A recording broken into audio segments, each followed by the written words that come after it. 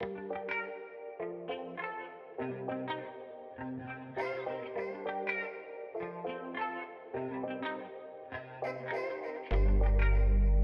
everyone, welcome back for another whiskey review.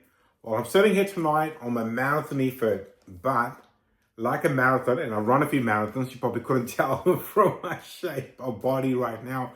I run a few marathons, but everyone out there who's ever run a single marathon or like me, run multi-marathons or ultra marathons also that I've run, that there's a critical halfway point in any effort. And that's what I feel like I've hit now. Sitting here tonight, doing some whiskey reviews out of this amazing advent calendar, which was very graciously gifted to me all the way back in 2018 or 2019, 5-6 years ago. And I've hit the halfway point. I've done 6 reviews and I'm on to whiskey number 7 out of this particular box. Now, this particular advent calendar is bottled and boxed by Drinks by Dram. Now, in New Zealand, we sell a lot of their product.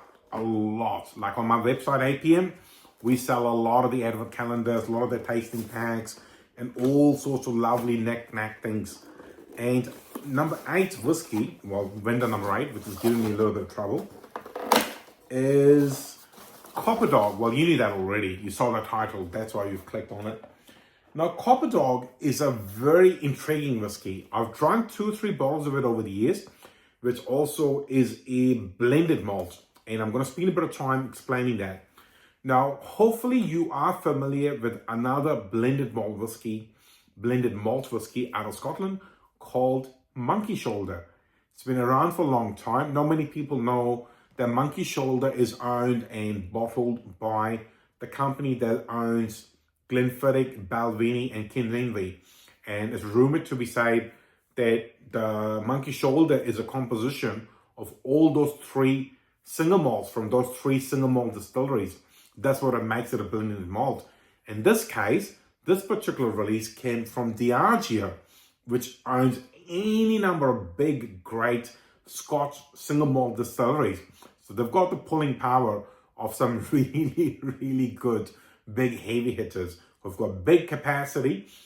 And I did do a bit of research when it first came to New Zealand, this particular whiskey bottle, which retails for around $70 at 40% ABV. And at the time, all of my research and even reading I did was it is a composition of lighter, easy drinking Speyside drams. So not much spice or smoky character in there, just very, very light, easy drinking, but interesting whiskies out of Speyside. I don't know if it's true, and I haven't done any further research for the purposes of this review. And I'll comment once more again, just in case you haven't seen the other videos in the series. Wax seals, such a good, interesting concept by Drinks by Dram. Protects the quality of your whiskey in there. In this case, the sample been sitting around for good 5-6 years, and a good wax seal keeps all the rich goodness locked in. Now, Copper Dog, I guess in a way was brought out to sit just below some of the well-priced Diageo portfolio 10-12-year-olds, which are sort of hitting that 80 to 90 Kiwi dollar price point, whereas this sits around that $70, $75. So a few bucks below, but also obviously not a straight up single malt. It is a malted blend. So all malt whiskies are on there.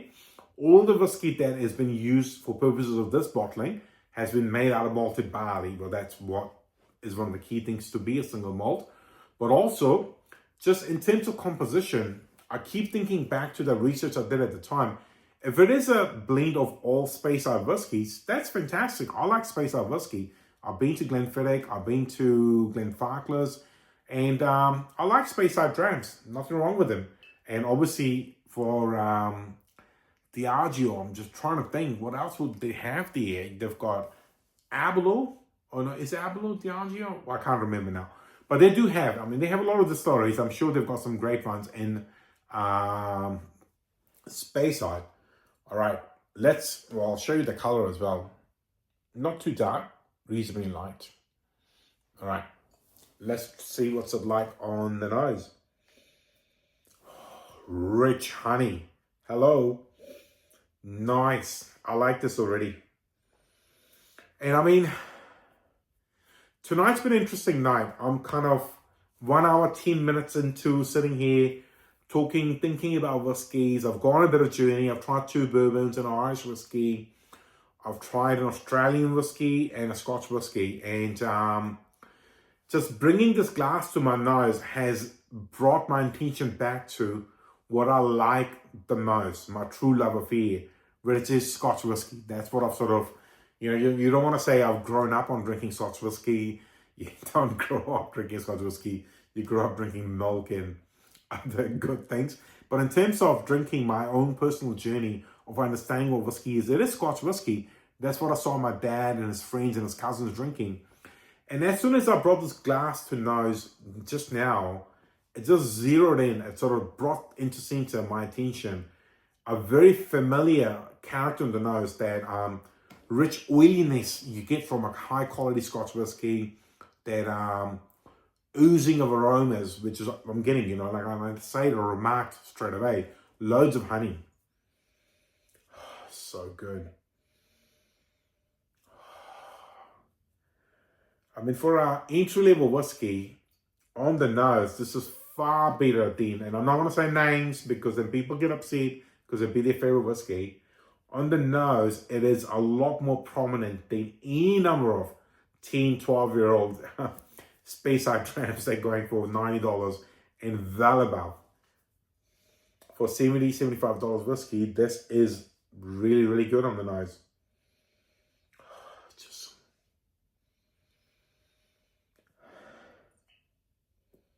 baked apples, just really, really good. All right, let's see what's it like on the palate.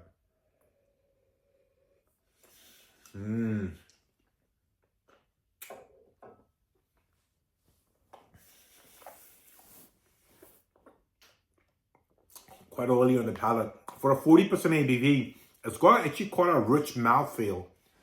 Really rich. I mean, let's not... Oh, honey sweetness is kicking in. That's really good. For a 40% ABV, you can chew your teeth into it a little bit. I'm not saying it's a car strength sweet bomb. It's not at all. It's far from it. But for 40% ABV, it is very, very nice. And it could also be because I've sat here tonight and I've tried probably 2 of the most disappointing whiskies I've ever tried. And this now, even though it's a young blended malt, it's really delivering. It's punching above its weight. It's punching above its price point in terms of value as well. Really nice on the nose. The palate, rich and warming, sweet honey. Maybe just a tiny bit of citrus, but very rewarding on the palate. In terms of finish, short to medium. It's kind of disappearing as I'm describing some of the other aspects of this whiskey, which is to be expected. It's a young whiskey. It's around probably a composition of 5 to 8-year-old whiskey, maybe some older whiskey's gone in there, which would make sense why it's so prominent on the nose and on the palate as well, despite its youthfulness and the low ABV. But I do like it and I will recommend it. And because of the price, I would 100% say open a bottle and drink it beside one of your favorite Speyside 10 or 12-year-old. Oh, let's broaden it a bit. Try side by side next to one of your favorite 10 or 12-year-old, even a Highland Dram, and just see what are you getting out of that sort of $90 to $100 bottle versus this being at $70, $75. I think this is a really, really good Scotch whiskey for the money they're asking for it. And I hope you do get a bottle and try it. And you can leave me a comment and thank me for recommending it to you. Well, that's all I've got to say about this particular whiskey. If you are liking the content, please like, share, and subscribe. Otherwise, I'll see you in the very near future with more whiskey reviews. See you later. Bye-bye.